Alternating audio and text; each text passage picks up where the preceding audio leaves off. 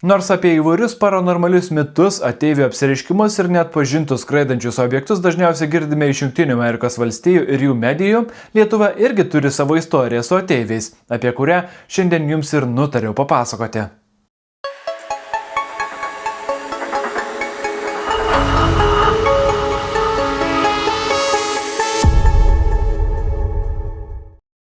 Amerikos užsienio žvalgybos agentūra, dar žinoma kaip CŽV, kadaise deklasifikavo dokumentą apie 1996-aisiais Lietuvoje pastebėtą neatpažintą skraidantį objektą.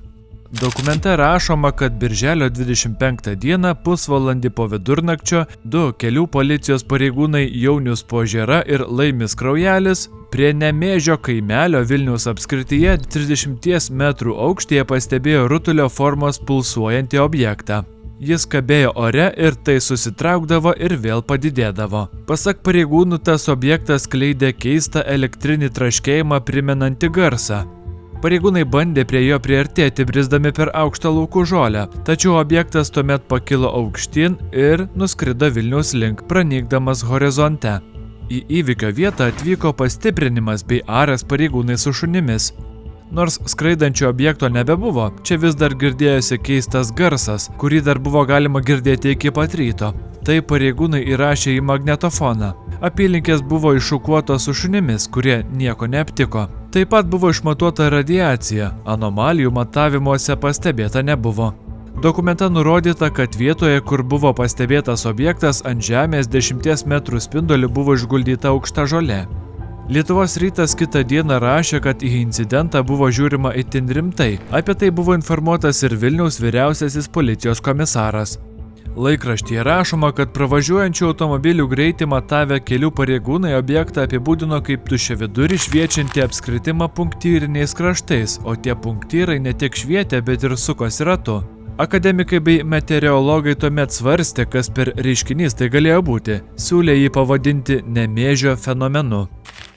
Lietuvos meteorologijos ir hidrologijos tarnybos sinoptikų duomenimis naktį iš pirmadienio į antradienį Lietuvoje perkūnijos nebuvo. Vilniaus aerouoste esanti meteorologinės ir radiacijos stotis nieko ypatingo nepastebėjo. Redakcijos meteorologo Naglio Šulijos nuomonė, stebėto šviečiančio žiedo negalima priskirti prie žinomų atmosferos reiškinių. Tai tikrai ne kamuolinis žaibas, nes šis turėtų būti rutulio ar disko formos. Be to nedidelis, daugiausia kelių dešimčių centimetrų skersmens. Kamuoliniai žaibai paprastai nekeičia formos. Galbūt tai koks nors nežinomas, neištirtas elektrinis atmosferos reiškinys. CŽV dokumente taip pat rašoma, kad tuometinis komisaras Valentinas Juchnevičius vienoje radijo laidoje prasitarė, kad po psichologinės ekspertizės buvo nustatyta, kad pareigūnai Požėra ir Kraujelis sveikos psichologinės būklės ir nepasižymėjo keistų elgesių. Daugiau apie šį įvykį nėra žinoma, tik tiek, kad 2009-aisiais žurnalistas Šarūnas Černiauskas bandė surasti tai mačiusius žmonės. Tačiau minėtas Juchnevičius dėl sveikatos bėdų iš pareigų pasitraukė praėjus 3 metams po incidento. Tuometinis policijos komisariato viršininkas Josifas Kuzmickis žurnalistui tuomet sakė, kad tokie pareigūnai kaip Požėra ar Kraujelis pas jį nedirbo. Taip pat sakė, nežinantis apie jokį 96-aisiais nutikusi keistą įvykį.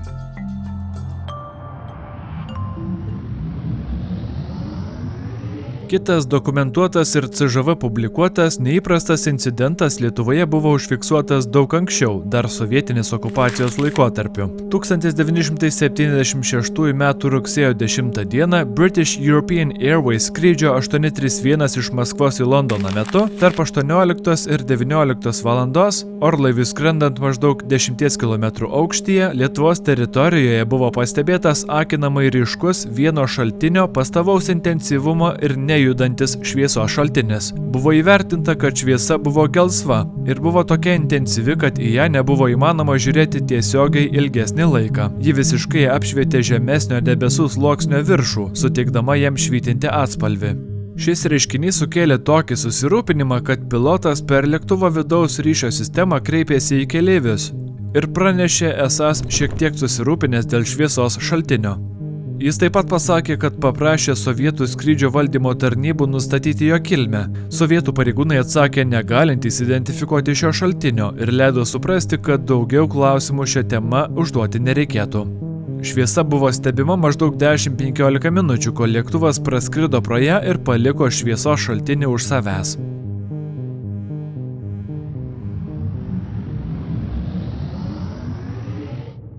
Dar viena gan paplitusi istorija, labiau susijusi su ateiviais nei NSO, įvyko 1940 vasaros pabaigoje, Beržėnų kaime. 16-metė Alfa Limantaitė jau beveik sutemus nuėjo į laukus priarti ajerų lapų.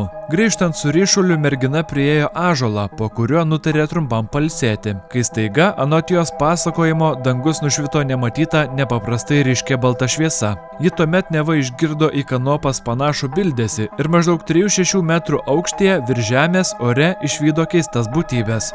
Jas vėliau apibūdino kaip nedidelio maždaug metro ūgio, su mažomis galvomis, bet be kaklų. Padarai neva buvo kvadratinės formos, juodi ir labai blizgantys. Po maždaug 5 minučių dangus užgeso ir padarai dingo kartu su šviesa. Alfa pasakojo, jog pamanė, kad ją gąsdina kaimo bernai, todėl tuomet neišsigando. Ji pasiėmė ryšulį ir grįžo namo. Vėliau šviesą danguje pasakojo matė ir tuomet dar nemiegoję kaimo žmonės. Po šio vakaro merginai skaudėjo akis, panašiai kaip iš arti nufotografavus veidą su blikste. Šiam simptomui pasitraukus ją pradėjo kamuoti iki tol neturėtos atminties problemos, kurios išnyko tik po keleto metų. Vėliau Alfa tapo slauge. Jie Kauno Raudonojo kryžiaus sanatorijoje pradirbo net 30 metų. Apie savo patirtį moteris pasakoti nustojo po to, kai pas ją ėmė įkyriai lankyti sovietų psichiatrai. Jai bandė priverstinai taikyti psichoterapiją vaistais, net diagnozavo ligą, nors moteris su jais nebendravusi ir jokių vaistų negėrusi. Kadangi tai buvo vienintelis jos išvystas reiškinys, yra tikimybė, kad mergina tą naktį galėjo būti apvirtusi, gavusi smegenų sutrenkimą, praradusi sąmonę ar apalpusi, o tuomet reginiai susapnavo. Jei net su sveikata viskas buvo gerai, tai galėjo būti labai ryškus meteoras, rutulinis žaibas ar kitas atmosferinis reiškinys, dėl kurio Alfa galėjo būti trumpam apakinta. O tamsiu paros metu smegenys gali neteisingai interpretuoti medžių šešėlius, krūmus ar kitus objektus, ir taip smegenys gali spėti matant tą, ko nėra. Bet tai vis vien įdomi lietuviška ateivinė istorija.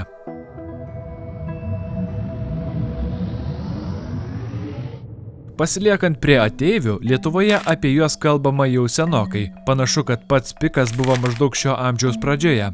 Būtent tuo metu prasidėjo paranormalių istorijų sklaida viešai. 99-aisiais buvo įkurtas puslapis nso.lt. Ten žmonės ateidavo paskaityti ar svetainės forme papasakoti savo pačių istoriją su neatpažintais skraidančiais objektais ar nežemiškomis būtybėmis. Dažniausiai tai buvo pamatytos keistos šviesos danguje, šviesos kamuoliai, keisti garsai ir tų objektų keistas judėjimas, kuris neprimena mums žinomų fizinių dėsnių. Kai kurie pasakojo ir apie artesnį ryšį, kai su ateiviais susidūrė iš arti. Tačiau dažniausiai ten buvo aprašomos vizijos ar miego paralyžiaus atvejai.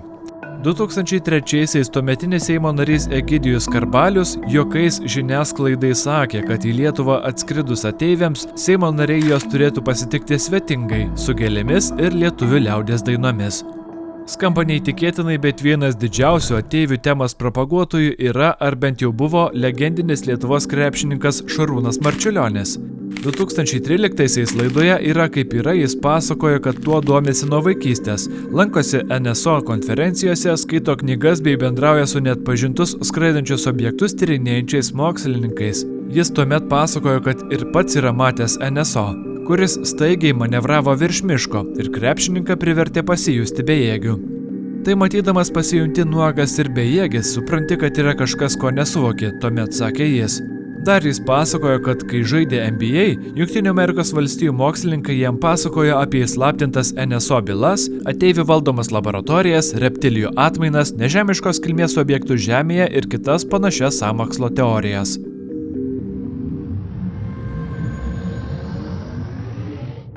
Vienas keisčiausių lietuviškų interviu istorijoje buvo nufilmuotas 10-ajame dešimtmetyje, kur vieno mažo Lietuvos kaimelio klebonas žurnalistui pasakojo, kad buvo pagrobtas ateivių ir išgabentas į kosmosą ir paskui į ateivių planetą. Jis pergyveno labai nepaprastą įvykį. Tai buvo paimtas į kosmosą ateivių. Kaip tai buvo, tai prašom papasakot Lietuvos žiūrovams. 1992 metais Liepos mėnesį kambarį sėdėjau, išgirdau balsą, sūžį, pasižiūrėjau per langą, nieko nematyti. Kažkaip galva kilas, žiūriu lygštį.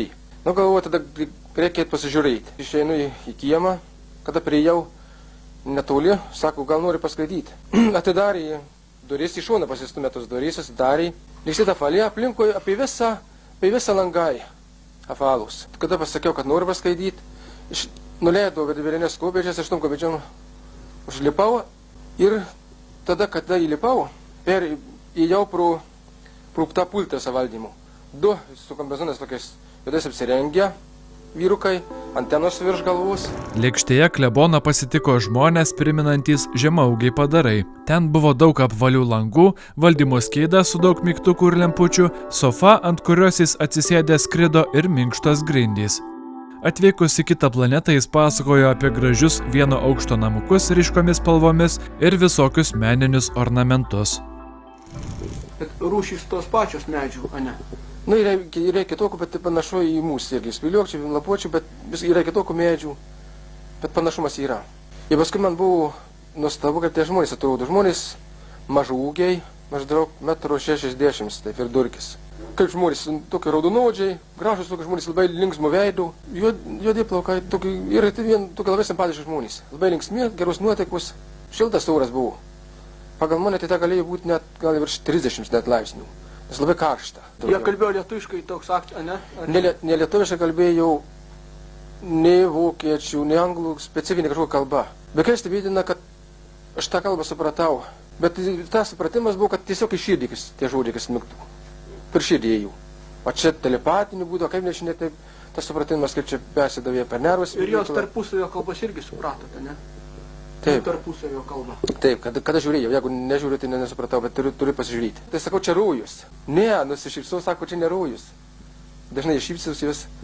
Sako, čia planeta. Sako, čia planeta, kur gyvename mes. Sako, dar yra 6, visos, sako, 7 tokios gyvenamos. Bet, sako, yra ir blogų, kuris, sako, yra nusidėję. Sako, tie blogi, mes su jais nebendraujam. Ir mums, sako, Dievas leidžia, mes čia keliam jūsų planetą, mes keliaujam. Vis tyrinėti, sako, žvalgytis. Bet mes labai bijom, sako, kad jūs esate žmonės žiaurūs, tai vyganas pilni, kad mūsų nesunaikytumėte. Tai mes turim savo kavutis, labai atsargiai. Kalbant apie NSO, tai daugumai asocijuojasi su tokiamis legendomis, ką tik jūsų girdėtomis keistomis istorijomis ir ateiviais. Tačiau šis apibrėžimas iš tiesų yra rimtas fenomenas. Neatpažintus skraidančius objektus valstybių žvalgyba fiksuoja gana dažnai ir tam dažniausiai yra loginiai paaiškinimai bei teorijos. Labai dažnai tai būna astronominiai objektai, tai yra kometos, palydovai, kosminės stotys ar panašūs reiškiniai. Kartais tai išvydusiam žmogui sunku suprasti jo veikimo principus ar atstumą iki objekto. Taip pat žmonės dažnai suklaidina kamuoliniai žaibai. Jie neįprastai juda, atrodo ir apskritai yra labai reti pamatyti. Prie to prisideda ir kiti gamtos reiškiniai, kaip debesis, saulės halai, parheliai, tai yra netikros saulės, šviesos stulpai, vaivorykštiniai debesys ar įvairiausi elektriniai reiškiniai. Prie kurių dar ir prisideda ir mus klaidina optinės iliuzijos bei mūsų pačių realybę linkusios iškreipti smegenys, kurios kartais net sukelia kolektyvinę psichozę, kai vieną išgalvotą dalyką teigia patyrė ar matė 2 ar daugiau žmonių. Kitas NSO paaiškinimas yra karyba. Kartais tai būna slapta karinė technika, užsienio valstybių žvalgyba ar jas užfiksavusių prietaisų klaidos. Tačiau mistika susideda į tuos kelis procentus, kur NSO paaiškinti sunku, ypač kai jie neprimena jokių mums žinomų fizinių dėsnių ar objektų apibūdinimų. Vis dažniau tokių skelbia ir deklasifikuoja Jungtinių valstijų karo ministerija, kas primena, kad NSO nėra tik mistinė istorija prie laužo. Vienas įdomiausių tokių reiškinių buvo 2020-aisiais nutikusi anomalija, užfiksuota pusės minutės trukmės įraše. Jie apibūdinama kaip tamsesnės, kaštoninės spalvos maždaug 4 metrų aukščio. Ataskaitoje reiškinys apibūdinamas kaip keliaujantis su vėju ir primenantis didelį šiek tiek deformuotą balioną. Kitame įraše Jungtinių Amerikos valstijų ministerija skelbė apie 2019-aisiais aviatoriaus ir jo įgulos užfiksuotą mažą objektą, kuris dideliu greičiu tiesia linija skrido po jais. Orlaivio pilotas tuomet pasakojo, pastebėjau objektą, kurio skrydžio charakteristikos buvo nepanašios į jokias kitas, kurias buvau matęs per 28 metus karinėse oro pajėgose. Sekiau jį maždaug 10-15 sekundžių, kol įjungėme įrašymo įrankį, kad pateiktume šį vaizdo įrašą. Kai priartinau, kad pasiekčiau didesnę skiriamą gebą, objekto greitis užgožė mano regėjimo lauką ir negalėjau jo atkurti net ir mažesniu priartinimu. Atlikus analizę po skrydžio objektas atrodė stačiakampis. Kiti kolegos turintys tokią pačią ar didesnę patirtį taip pat nebuvo tikri, kas tai galėtų būti. Naujausias anomalijos įrašas užfiksuotas 2025-aisiais netoli Kinijos. Jame matyti, kaip karinis sensorius virš Geltonosios jūros seka objektą panašų į šešiakampę žvaigždę. Paaiškinimo, kas tai galėtų būti ar kitų objekto charakteristikų nebuvo pridėta. O ką ateivių tema manote jūs? Pasidalinkite komentaruose. Ačiū, kad žiūrėjote šį mano šiek tiek fantastinį epizodą. Tikiuosi jums buvo įdomu. Noriu paprašyti jūsų paspausti patinka mygtuką ir prenumeruoti mano kanalą, jei dar to nepadarėte. Tai nemokama, o nemokamų dalykų šiais laikais jau yra likę labai mažai. Iki kito karto.